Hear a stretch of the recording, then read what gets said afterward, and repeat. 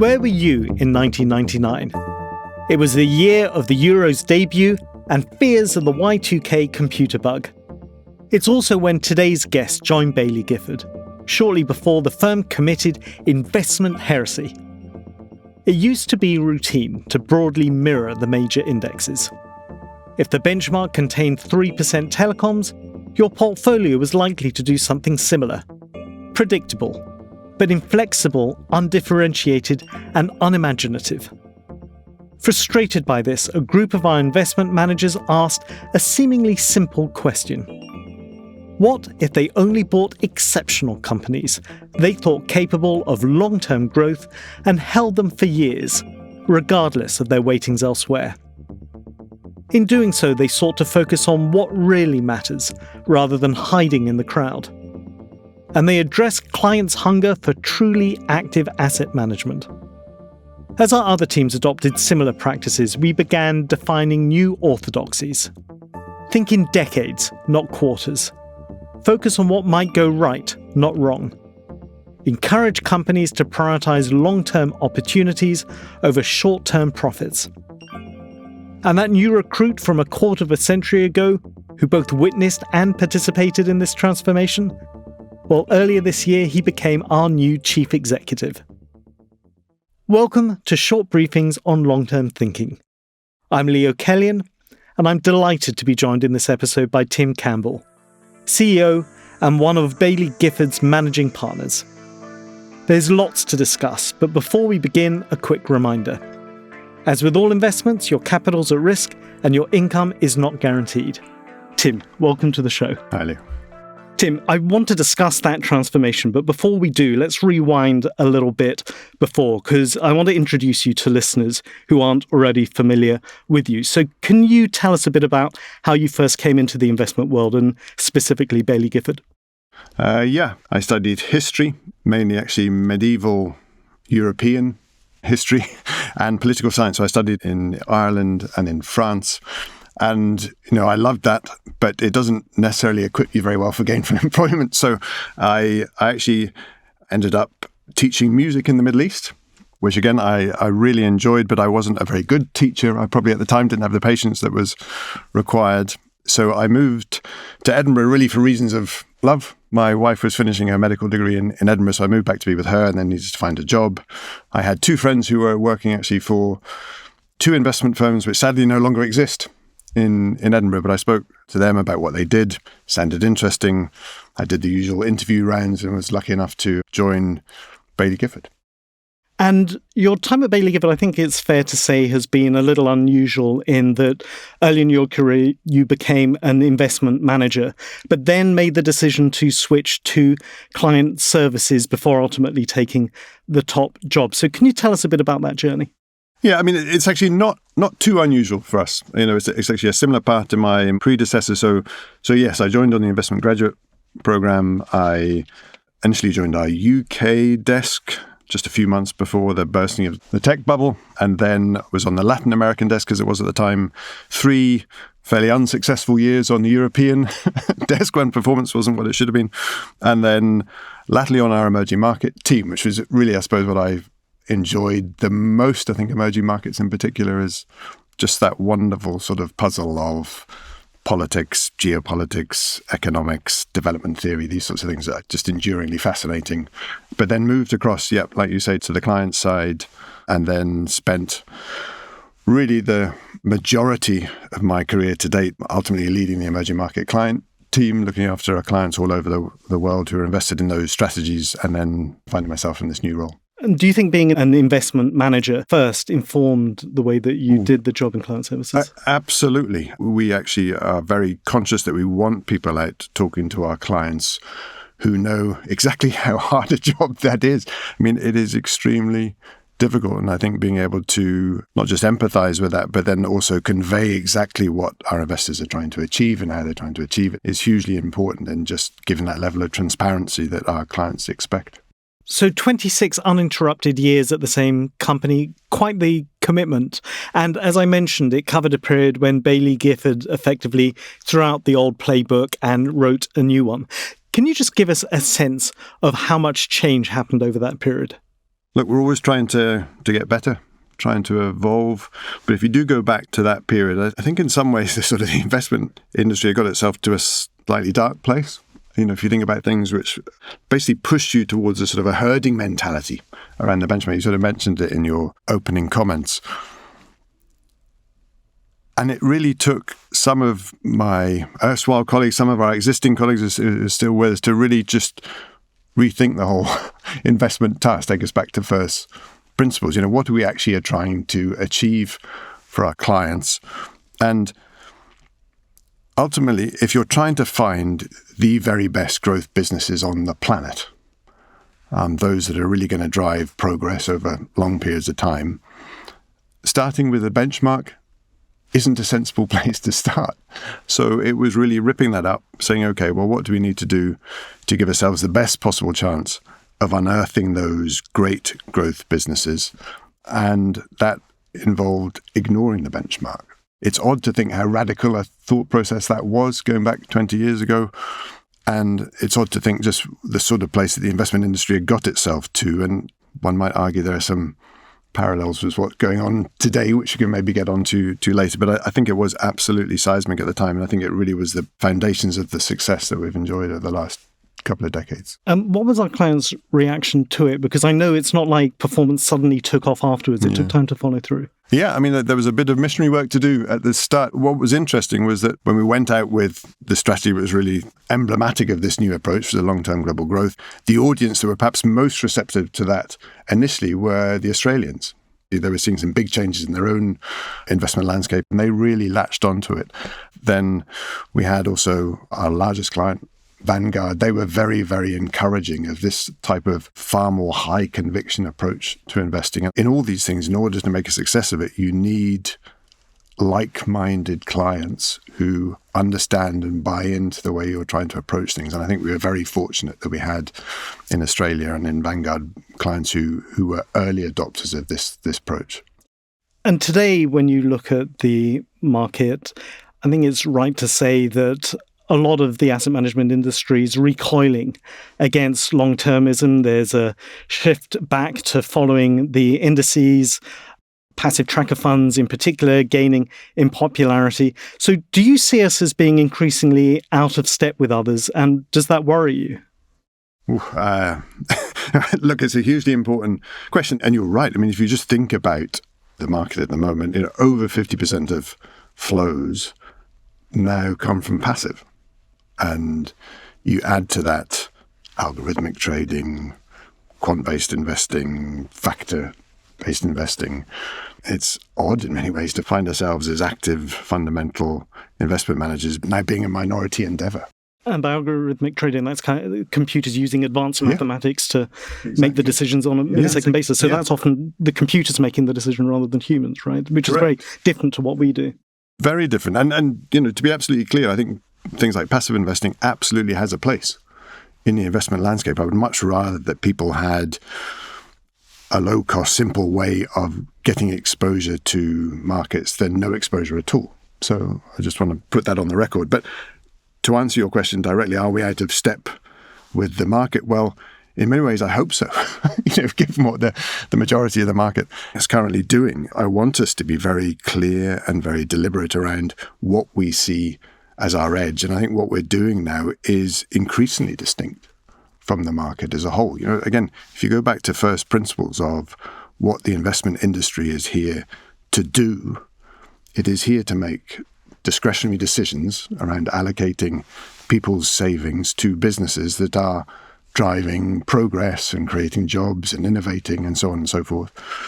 And if you have fewer and fewer market participants who are now trying to do that, trying to actually meet with management teams, really understand what they're trying to achieve, really understand the industries in which they operate in, investment houses that are actually investing in their research capability and doing this engagement piece properly, actually trying to match up savings capital with ideas, then, without wanting to be too melodramatic, it's quite a dark existential place. Our industry should be about making those discretionary decisions. So yes, we do feel increasingly out of step with the broader marketplace. But at the same time, I think that makes what we offer to our clients actually increasingly important and increasingly valuable.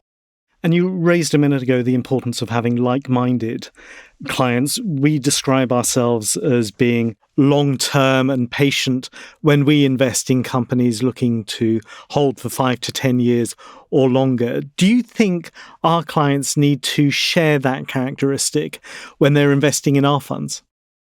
Absolutely. The one metric of success that I hold above all others for our firm is that it is the tenure of our client relationships. The very fact that we have, our second largest client we've had for 116 years. That's extraordinary. It's exceptional. And in 2029 we will have another 100-year anniversary of another very large client. And ultimately that's what we're here to try and achieve. But we know we can only achieve that if we deliver exceptional investment performance. And you're only likely to also be able to achieve that if there is a mutual understanding of what we're both trying to achieve and how we're going to achieve it. The very nature of the way that we invest means it's not going to be a smooth ride. Progress is very rarely linear, but it means that it's incredibly important that we are very, very open and transparent about what we're trying to achieve, the way we're trying to invest, and making clients and prospects aware that that will be volatile at times.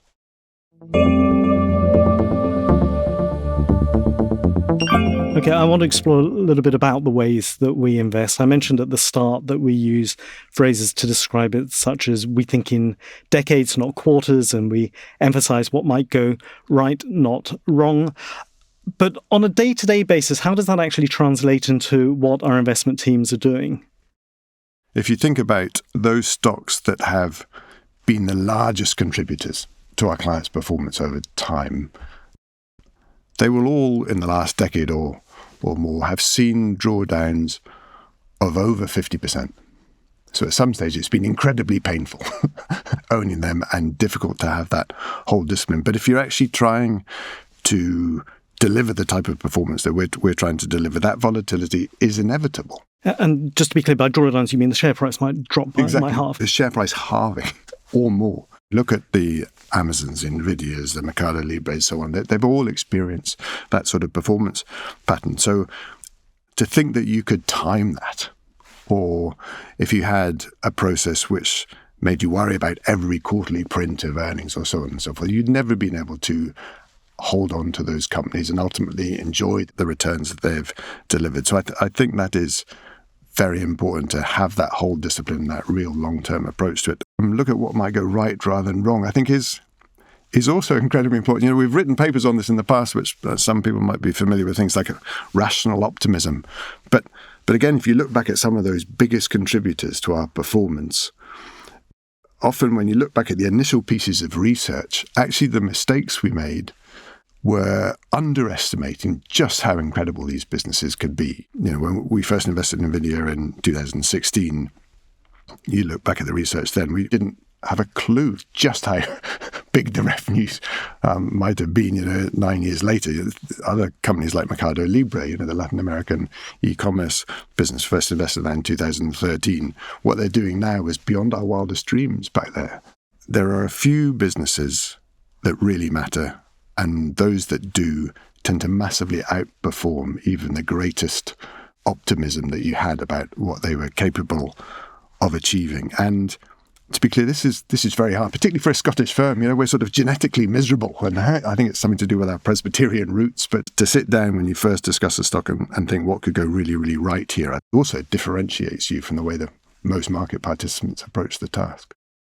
I want to pick up on the point about differentiation. We talk about defining ourselves by our long-termism, but if I can play a little bit of devil's advocate, if you look at the marketing materials of other active asset managers, they all talk about being long-term as well. So do we mean something different, or how do you distinguish us versus them? Frankly, long-termism does mean different things to different people, but it is very important. If you think about what are the distinguishing features of the really great investors, and by that I mean people who have managed to perform over decades, not just a year or two, there are typically three distinctive features. The first is that they tend to have a high active share, so something that's very different to the benchmark as a whole. The second is that they tend to be low cost, so they make absolutely sure that it's the clients, not the manager, that actually receives the vast bulk of the performance that you generate.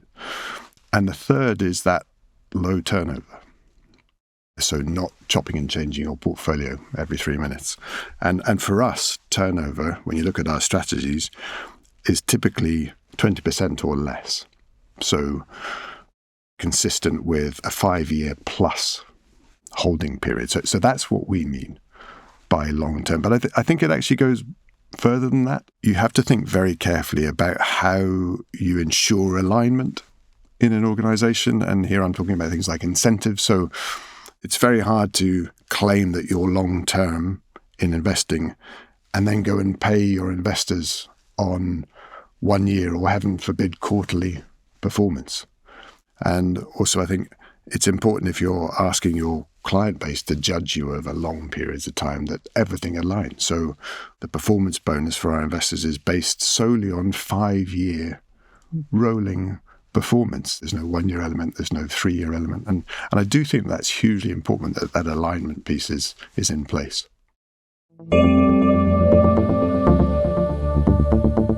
I want to move on to look at one of the fastest growing areas of Baillie Gifford, and that's our investment in private companies. These are, of course, businesses that get to typically choose who becomes their shareholders, unlike those on the public markets. Since 2012, we've invested about $10 billion across 160 companies, with notable names being firms like ByteDance, the owner of TikTok, Stripe, the payment services provider, and Epic Games, who develop video games, including Fortnite. This sector's historically been the preserver of venture capital funds. So what do we bring to the table that's different?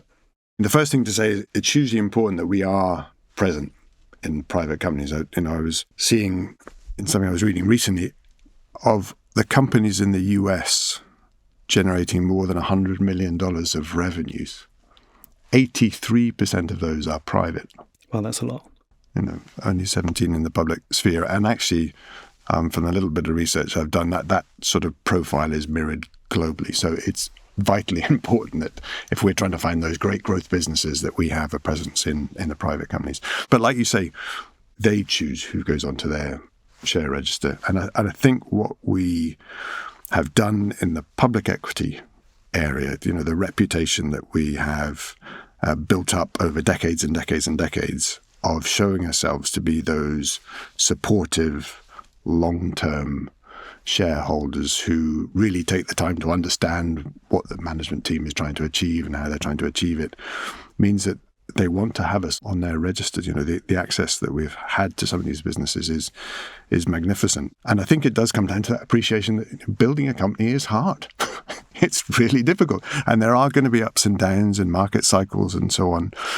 It's not blind support that we're giving them. We have very challenging engagements with the management teams, but they do know that we also bring with us a patience. And there must be a comfort from their side that so long as we both understand what both parties are trying to achieve and how we're going to achieve it, then we will stick around through the inevitable ups and downs. And from our client's point of view, I guess not everybody has access to being able to invest in venture capital, do they? And we make it possible for more people to invest in private companies. Yeah, look, I think it's the more we can be part of giving as many people as possible, frankly, access to these companies, the better. So, obviously our investment trusts are a fantastic way of getting low-cost access to private companies. I think that's magnificent. I want to do more and more of that, frankly. One of the areas our private companies team and others in the company have been investing is in artificial intelligence.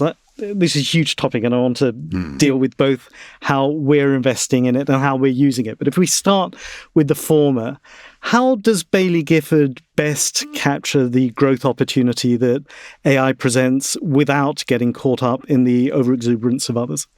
It's partly feeds off what we were just talking about. The fact that we have access to people who are right at the leading edge of this stuff. So we recently made an investment, quite a significant investment in Anthropic, one of the 3 or 4 really big AI labs out there at the moment. And the fact that we are able to sit down with Dario Amodei and talk about the developments he's seeing, what they're trying to achieve with Anthropic, really does give us a ringside seat in terms of what's going on in AI and how that's likely to be used within businesses. He's the founder CEO, right? Of the company. Exactly. Yeah, him and his sister. So I think that's been very, very valuable. We similarly have things like academic relationships with people like Ethan Mollick, who are very, very good, again, at just sort of helping us understand how this thing is being developed, but also the real world impact it's having on businesses. Similarly, we have an investment in Runway, which you might be familiar with, Leo, which is really all about content creation and editing and videos and so on. We needn't be in this studio. We should have done this with a few clicks and an avatar. No, I want the real you here. The Runway software, but it's really helpful for us because we all know how disruptive it's going to be. But just having access to some of the people who are really at the forefront of this has been very helpful, not just on our private company side, but also obviously on the public side. And do you worry about some of the valuations that are out there on AI? Because I guess everyone's seeing huge amounts of money being spent training these models, but people want to see the real value that it creates in the economy. Frankly, we'll have to see how this plays out, but we wear our scars in that sort of thing. We all know if there's enormous amounts of capital being poured in particular industries, however transformational it might be, then you also need to see where the return is going to come from. And when I mention the scars, I'm thinking about things like our early investments in the solar industry, which has been transformational in terms of what we're doing in renewable, but in terms of investments, outcomes are not as good as we might have hoped. So I think those scars are actually very useful when it comes to analysing and appraising the opportunities in AI. And I know I've been using Anthropic's Claude model for a couple of years, but how are you personally putting AI to use? I mean, I'm almost embarrassed to say how much I'm using it, but in many ways, I just think you'd be daft not to. It's like having a absolutely world-leading tutor or professor in any topic you care to explore. I don't think anyone's got any excuse now for not being very well briefed going into any meeting or any interaction, or not knowing what's going on in your industry or amongst your competition, these sorts of things. AI is just, it's a real accelerant in terms of your efficiency just goes through the roof. And then more widely, how is Baillie Gifford using and planning to use AI, particularly our investment teams? I don't think there's a corner of the office which it will not touch. Specifically on the investment side, we have made a big investment in a research platform, and we've actually integrated our own research library into that platform. So this is a platform that will aggregate and synthesize all company filings, regulatory filings, sell-side research, expert networks, et cetera, et cetera, et cetera. But we brought our research library into that as well, and it can interrogate everything that is out there and look for nuance and trends and tone or changes and so on and so forth. So it is an incredibly rich platform for our investment. And what this means is sort of Bill Miller. He's the famous American investor. Yes, that's right. He was, I suppose, became famous because he outperformed the S&P for 15 consecutive years up until I think it was 2005. But he talked about a framework where your investment edge and where does that come from? And he really talked about 3 potential edges. You've got either an informational advantage, an analytical advantage, or a behavioral one.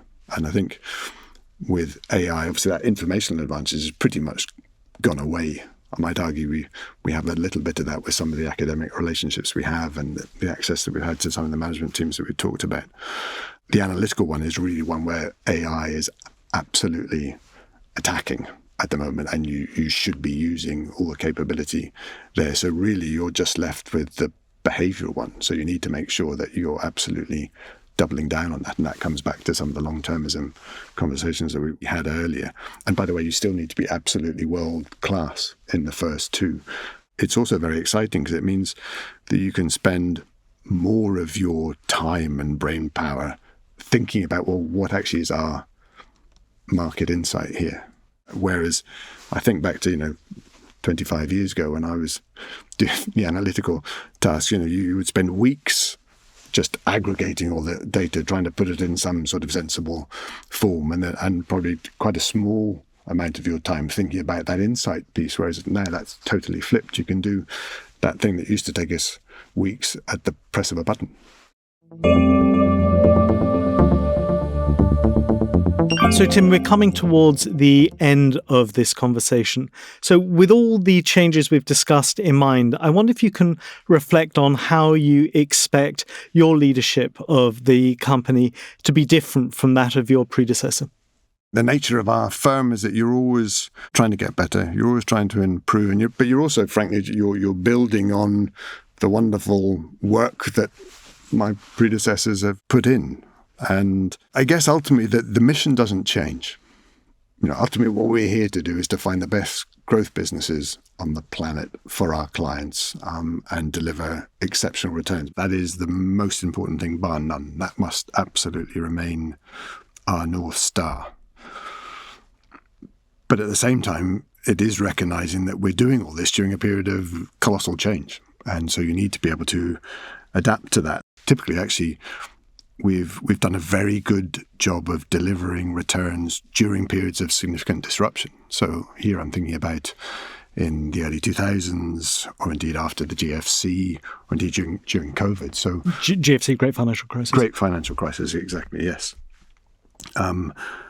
But there are things like how our clients expect to access our strategies. That's all changing. So whether that be things like exchange-traded funds, we need to invest more in our private companies' effort. The way my children, are accessing investment capabilities now, they expect to buy, fractions of shares on the blockchain. So we need to think very carefully about how we distribute our capabilities. So that's definitely exercising a bit of my brain power at the moment. And you mentioned ETFs, just for those who aren't familiar with those. That's like a basket of investments, but there might be tax benefits over mutual funds that we already offer. Is that right? That's right. So they're exchange-traded funds. So it's a vehicle that allows you to purchase a basket of stocks. And Tim, if there was one thing from this conversation that were to stay with listeners, what would you want that takeaway to be?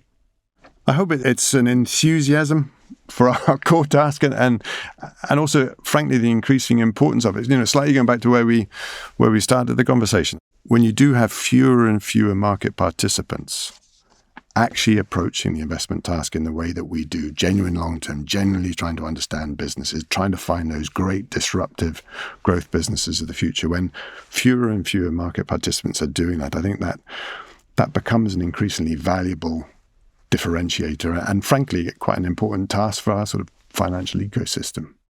Tim, before I let you go, I always like to ask guests on this podcast what they're reading or have recently finished reading to give an insight into their wider influences. So what writing's shaping the way you see the world? Well, the honest answer is, Leah, I'm just back from a week's holiday in Sweden, where it was wonderful because I actually had time to read some novels. So I read a couple of great books. I would recommend Drayton and Mackenzie by Alexander Starrett, actually, for anyone who wants a good holiday read. But that's probably not what you're asking. So I haven't finished it. The book I am reading at the moment is called The Friction Project. It was actually given to me by a colleague, and it's by Bob Sutton and, the wonderfully named Huggy Rao. And it talks about the friction fixers and the friction blockers and good and bad friction. And I suppose the idea of good friction was a slightly novel concept to me. And that might be that by putting a particular decision through due process actually allows you to reach a better decision. Bad friction, on the other hand, I'm sure we can think of lots of examples there, but people who they ask for yet another piece of data just because they're trying to put off making a difficult decision, or, why are most meetings an hour long when you could actually discuss what needs to be discussed in 15 minutes, these sorts of things. So that's I'm finding very helpful, just as we're trying to make some changes at the firm. I'm trying to identify the friction fixers and the friction blockers. Okay, I'll be keeping an eye out for all new types of good friction in Baillie Gifford. Tim, it's been fantastic having you on the podcast. I hope you can come back soon and give us a progress update. Absolutely. Thanks, Leo. And thank you for listening to this conversation. You can find out much more about Baillie Gifford's investment approach by visiting our site at bailliegifford.com/actual. I'd also like to put a date in your diaries. I'll be hosting this year's series of Disruption Week live webinars between the 10th and 13th of November, including a session focusing on our private company's work. Sign up now via baileygifford.com/Disruption Week 2025 to find out more and reserve a spot, and we'll put details of that in our show notes. In the meantime, if you haven't already done so, please subscribe to this show via Spotify or any podcast app to know when the next episode is live, or if you prefer, you can watch it on YouTube. But for now, listeners, I look forward to briefing you again next time.